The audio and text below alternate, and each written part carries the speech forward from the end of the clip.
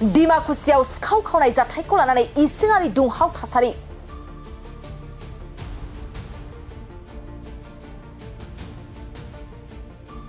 फेग्रा मुवा एबा गांजा सोबनानै सिखाव खावनायनि बिथोन होयो दिप सरकार मुंनि सासे गांजा फाग्ला हौवासाया दखरा दुलाराय बर' फरायसा आफादखौ फाव फान्दायना जोबथेसालियाव सोनायनि थांखि गांजा फाग्ला दिप सरकारनि सोलिफु दाननि थांनाय 25 जुन खालार खालि उदालगुरि जिल्ला डिमाकुसि सहराव थानाय गंसे मबाइल दखानाव धुबरी जिल्लानिफ्राय डिमाकुसि ओनसोलाव खामानि मावनो फैनाय सफियुर रहमान मुंनि खामला मावग्रा सासे गथ'आ डिमाकुसि ओनसोलनि थागिबि दिप सरकार मुंनि सासे गांजा फाग्ला सेंग्रानि थुज्लायनायाव मोनाबिलि समनि 8 बाजि रिंगायाव दखानाव सिखाव खावनो हमो नाथाय मोनफ्रोमबो सिखाव खावनाय जाथाया सीसीटीवी फुटेजाव सेबखांजानायलाय दायनिगिरिखौ हमनानै रायजो राजाफ्रा सोंनाय फिननाय खालामनाय जाथायखौ डिमाकुसि दखरा दुलाराय बर' फरायसा आफादा गावनि मावखुलियाव लांनानै जोखोम जाजासे बुनाय जादों होनना समाजारि बिजोङाव गोसारनाय बाथ्रानि सायाव दिनै खेंफोरथि होदों गलादारनि बिगोमाया थांनाय समबार खालि हराव आंनि दखानाव सिखाव हाबदोंमोन दा बै सिखावखौ आङो आंनि दखानाव थानाय सीसी केमेरानि हेफाजाबजों बे सिखावखौ जोङो नागिरनानै मोननो हादों बे नागिरनानै मोननायनि उनाव दा बिथांमोनखौ आयेनारि साजा होनो थाखाय आङो नैबे डिमाकुसि थानायाव आं एफआइआर होनो फैबाय जों नुबाय दा दुंहाव थासारिया सोमजिगासिनो दङ नंगौ आंनि दखानाव थांनाय समबाराव जादों बिनि आगोलावबो जोंनि बे साखाथियावनो थानाय सासे बर' लाइमोन बिथांनि दखानाबो मबाइलनि माबामोन रिपेयारिं सेन्टार बिथांनि दखानावबो हाबनानै सिखाव खालामदों बिनि आगोलावबो मोनसे आरो मबाइल दखानावनो हाबबावनानै सिखाव खालामदों बेहाय गोबां बुस्थु बिथांमोननिफ्रायबो लांदों दा बेबायदि सानफा एफा सिखावनि अनजिमाया बांबाय थानायनि थाखाय बयबो रायजो राजाफोरा दुंहाव थासारि जाना दंखायो सिखाव मोनबानो जेन बेखौ जानानैसो फोजोबगोन बेबायदि जानायनि थाखाय मोनसे गासै रायजो राजायानो मोनसे एलार्ट मुडआव दङ सिखाव मोनबानो जेन बेखौ नांगौ रोखोमनि खास्ति होनानै मोनसे आयेनारि साजा होगोन होननानै एसे थिरांथा लाना दंजोबो आरो गासैबो सिखावखौ नोंथांमोना जिहेतु माने बे माबायदि हमनो हाखो सिखावखौ जों हमनो हानायनि मेन कारना जाहैबाय जों सीसी फुटेज बे बिथांमोनखौ सीसी फुटेजाव माबानो हादों नाथाय सिखावा खिन्थु जोंनि लकेलनि मानसि नङामोन बिथाङा जाहैबाय धुबुरीनिफ्राय बेहाय लेबार खामानि मावनो थाफैनाय बे माबायाव जोङो बेखौ सिनायनो हायाखैमोन खिन्थु सीसी फुटेजखौ जोङो बहुद सालि जारि नायनानै बेखौ जोङो हमनो हादों आरो बेहाय खिन्थु बे आं हारसिंनि बाथ्रा नङा बेहाय डिमाकुसि ओनसोलनि गासै मेलेमजिबि प्लास आरो जोंनि लोगो लेवा प्लास जोंनि चेम्बार अफ कमार्सनि बिथांमोना सहाय खालामनानै बिथांमोनानो जेनेबा बे सिखावखौ हमनो थाखाय हाबाय आरो बेनिफ्राय दायो बे जाथायाबो डिमाकुसि जिहेतु बुलायलायनाय जाबाय माबायदि आबसुखौ बेहाय माने धुबुरीखौ दं होननानै माबायदि बेथ' आबसुनि बाथ्रा फैनोनो नाङा आबसुआ बेहाय जेबो लोब्बा गैया दा बेहाय गासै रायजो राजायानो बेखौ हमनानै लाना फैबाय सिखाव महरै गनायथि मोननायखाय बेनिफ्राय बै मेन सिखावा बियो खिन्थु जोंनि लकेलनि नङामोन बियो बाहेरनि बेनिफ्राय बेहाय बेखौ सापर्ट खालामग्रा प्लास बेखौ लामा दिन्थिग्रा जोंनि लकेलनिनो सासे सिखाव मोनहादों बिथांनि कमेन्ट्सनिफ्राय जोङो बेखौ मोनथिना मोन्दों बिथाङा जोङो सोंलु फिननाय खालामनायाव बिथाङा बेखौ सिनायो ना सिनाया होनना बुंनायाव सिनायो मानो सिनाया जानो गावनि लोगोखौलाय सिनायखागोन बेबायदि माबानायाव बिनि नामा माबा दिप सरकार होननानै मिथिना मोन्दों आरो दासिम बेनिफ्राय दिप सरकारा बे लकेलनि औ लकेलनि बेयो 1 नं डिमाकुसिनि बासिन्दा आरो बियो थारमाने ओरैबायदि बिथांमोननि कमेन्टनिफ्राय जों मिथिनाय बायदिब्ला बियो गाइड होग्रा आरो बेथ' जेनेबा मेन सिखावा बियो धुबुरीनिसो नालाय बियो बे जायगानि बबेथिं हाबा बबेथिं ओंखारो बिनि जेबो उद्दिस बिथाङा गैया बै जिथु लकेल सिखाव लकेल मानसि बियो लामा दिन्थिनानै बेखौ होदों आरो गावखौ जिहेतु रायजोफ्रा बा नोंथांमोना लाना फैबाय माबायदि बुलायनाय जाखो बेयाव सिखावनि थासारिया बेहाय बारा जाबाय थानायखाय गासै रायजो राजायानो मोनसे बिराद जोबोद खम माबायाव रागा जोंनानै दंखायो बे हिसाबै गासै रायजो राजायानो सिखावखौ मोनहाबाय होनना बुंनायलाय गासैबो लोब लोब ओंखारबोबाय आरो बै समाव हरनि फ्राय 8:30 बाजियाव सिखावखौ सिनायथि मोननो हादों बै समाव गासैबो दखान पहरफोरा बन्द जाजोबनायलाय बयबो फ्रि जानानै सिखावखौ मोन्दों होननायखाय रायजो राजाजों लोगोसे दखानिफोराबो नायनो थांबाय बेयावनो रायजो राजाफोरा जाय जि हागो साजाखौ होदों आरो बेयाव खिन्थु माने डेम'क्रेटिक आनसलिकआ मानसिफ्रा बुदों होननानै बेथ' टटेलि नंखाय बेयो जेब्लाबो जायाखै बेहाय गासै रायजोफोरानो बेहाय माबानानै बेखौ सिखावखौ बुनाय जादों बेहाय सोरबा आबसुनि सेंग्राफोरा बा गथ'फोरा बुदों बेयो टटेलि नंखाय आरो बिसोरथ' माने बुदों होननानै दिप सरकारा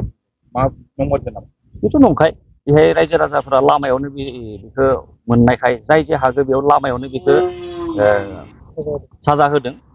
बेयाव आबसु अफिसाव लांनानै बेयो बुनाया बे टटेलि नंखाय आरो बेहाय मोनसे दा ससियेल मिडियायाव मोनसे भाइरेल जाबाय थादों बेहाय लायनो आबसु अफिसाव लांनानै बुदों मादों बे माबाया टटेलि नंखाय आरो बेहाय आं मिथिनायाव सोरबा सेकेन्ड पार्सन थार्ड पार्सना हाबनानै बेहाय जाथायखौ गिदिर खालामनो थाखाय सेस्था खालामबाय थादों आरो नाजाबाय थादों खिन्थु बियो टटेलि बियो आयेनारि भाबै बियो साजा मोननांगौ जाय बिथां सेकेन्ड पार्सन थार्ड पार्सन हाबनानै बे खामानिखौ मावबाय थादों बेनिफ्राय आं बेखौनो आसा खालामोदि थांनाय समबारखालि हराव आंनि दखानाव सिखाव हाबदोंमोन दा बै सिखावखौ आङो आंनि दखानाव थानाय सिसि केमेरानि हेफाजाबजों बे सिखावखौ जोङो नागिरनानै मोननो हादों बे नागिरनानै मोननायनि उनाव दा बिथांमोनखौ आयेनारि साजा होनो थाखाय आङो नैबे डिमाकुसि माबा थानायाव आं एफआइआर होनो फैबाय जों नुबाय दा थिं थासारिया सोमजिगासिनो दङ नंगौ आंनि दखानाव थांनाय समबाराव जादों बिनि आगोलावबो जोंनि बे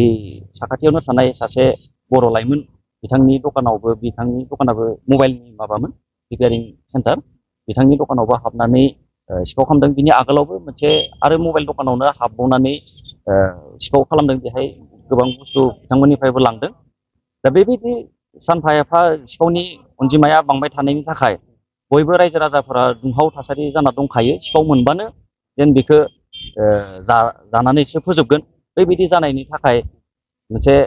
गासै रायजो राजायानो मोनसे एलार्ट मुडआव दङ सिखाव मोनबानो जेन बेखौ नांगौ रोखोमनि शास्ति होनानै मोनसे आयेनारि साजा होगोन होननानै एसे थिरांथा लाना दंजोबो आरो गासैबो सिखावखौ नोंथांमोना जिहेतु माने बे माबायदि हमनांगौ सिखावखौ जों हमनायनो हानायनि मेन कारना जाहैबाय जों सिसि फुटेज बे बिथांमोनखौ सिसि फुटेजाव माबानो हादों नाथाय सिखावा खिन्थु जोंनि लकेलनि मानसि नङामोन बिथाङा जाहैबाय धुबुरीनिफ्राय बेहाय लेबार खामानि मावनो थाफैनाय बे माबायाव जोङो बेखौ सिनायनो हायाखैमोन खिन्थु सिसि फुटेजखौ जोङो बहुद सालिजारि नायनानै बेखौ जोङो हमनो हादों आरो बेहाय खिन्थु बेहाय आं हारसिंनि बाथ्रा नङा बेहाय डिमाकुसि ओनसोलनि गासै मेलेमजिबि प्लास आरो जोंनि लोगो लेवा प्लास जोंनि चेम्बार अफ कमार्सनि बिथांमोना सहाय खालामनानै बिथांमोनानो जेनेबा बे सिखावखौ हमनो थाखाय हाबाय आरो बेनिफ्राय दायो बे जाथायाबो डेम'क्रेटिक जिहेतु बुलायलायनाय जाबाय माबायदि आबसुखौ बेहाय माने जुरित दं होननानै माबायदि बेथ' आबसुनि बाथ्रा फैनोनो नाङा आबसुआ बेहाय जेबो लोब्बा गैया दा बेहाय गासै रायजो राजायानो बेखौ हमनानै लाना फैबाय सिखाव महरै गनायथि मोननायखाय बेनिफ्राय बै मेन सिखावा बियो खिन्थु जोंनि लकेलनि नङामोन बियो बाहेरनि बेनिफ्राय बेहाय बेखौ सापर्ट खालामग्रा प्लास बेखौ लामा दिन्थिग्रा जोंनि लकेलनिनो सासे सिखाव मोनहादों बिथांनि कमेन्ट्सनिफ्राय जोङो बेखौ मोनथिना मोन्दों बिथाङा जोङो सोंलु फिननाय खालामनायाव बिथाङा बेखौ सिनायोना सिनाया होनना बुंनायाव सिनायो मानो सिनाया जानो गावनि लोगोखौलाय सिनायखागोन बेबायदि माबानायाव बिनि नामा माबा दिप सरकार होननानै मिथिनो मोन्दों आरो दासिम बेनिफ्राय दिप सरकारा बे लकेलनि औ लकेलनि बियो 1 नं डिमाकुसिनि बासिन्दा आरो बियो थारमाने ओरैबायदि बिथांमोननि कमेन्टनिफ्राय जों मिथिनाय बायदिब्ला बियो गाइड होग्रा आरो बेथ' जेनेबा मेन सिखावा बियो धुबुरीनिसो नालाय बियो बे जायगानि बबेथिं हाबा बबेथिं ओंखारो बिनि जेबो उद्दिस बिथाङा गैया बै जिथु लकेल सिखाव लकेल मानसि बियो लामा दिन्थिनानै बेखौ होदों आरो डक्टर जिहेतु रायजोफ्रा बा नोंथांमोना लाना फैबाय माबायदि बुलायनाय जाखो होननानै बेयाव सिखावनि थासारिया बेहाय बारा जाबाय थानायखाय गासै रायजो राजायानो मोनसे बिराद जोबोद खम माबायाव रागा जोंनानै दंखायो बे हिसाबै गासै रायजो राजायानो सिखावखौ मोनहाबाय होनना बुंनायलाय गासैबो लोब लोब ओंखारबोबाय आरो बै समाव हरनि फ्राय 8:30 बाजियाव सिखावखौ सिनायथि मोननो हादों बै समाव गासैबो दखान सहरफोरा बन्द' जाजोबनायलाय बयबो फ्रि जानानै सिखावखौ मोन्दों होननायखाय रायजो राजाजों लोगोसे दखानिफोराबो नायनो थांबाय बेयावनो रायजो राजाफोरा जाय जि हागो साजाखौ होदों आरो बेयाव खिन्थु माने डेम'क्रेसि आनसलिकआ मानसिफ्रा बुदों होननानै बेथ' टटेलि नंखाय बेयो जेब्लाबो जायाखै बेहाय गासै रायजोफोरानो बेहाय माबानानै बेखौ सिखावखौ बुनाय जादों बेहाय सोरबा आबसुनि सेंग्राफोरा बा गथ'फोरा बुदों बेयो टटेलि नंखाय आरो बिसोरथ' माने बुदों होननानै दिप सरकारा मा नंमारगौ नामा बेथ' नंखाय बेहाय रायजो राजाफोरा लामायावनो बेखौ मोननायखाय जाय जे हागो बेयाव लामायावनो बेखौ साजा होदों बेयाव आबसु अफिसाव लांनानै बेयो बुनाया बे टटेलि नंखाय आरो बेहाय मोनसे दा ससियेल मिडियायाव मोनसे भाइरेल जाबाय थादों बेहाय लायनो आबसु अफिसाव लांनानै बुदों मादों बे माबाया टटेलि नंखाय आरो बेहाय आं मिथिनायाव सोरबा सेकेन्ड पार्सन थार्ड पार्सना हाबनानै बेहाय जाथायखौ गिदिर खालामनो थाखाय सेस्था खालामबाय थादों आरो नाजाबाय थादों खिन्थु बियो टटेलि बियो आयेनारि भाबै बियो साजा मोननांगौ जाय बिथां सेकेन्ड पार्सन थार्ड पार्सन हाबनानै बे खामानिखौ मावबाय थादों बेनिफ्राय आं बेखौनो आसा खालामोदि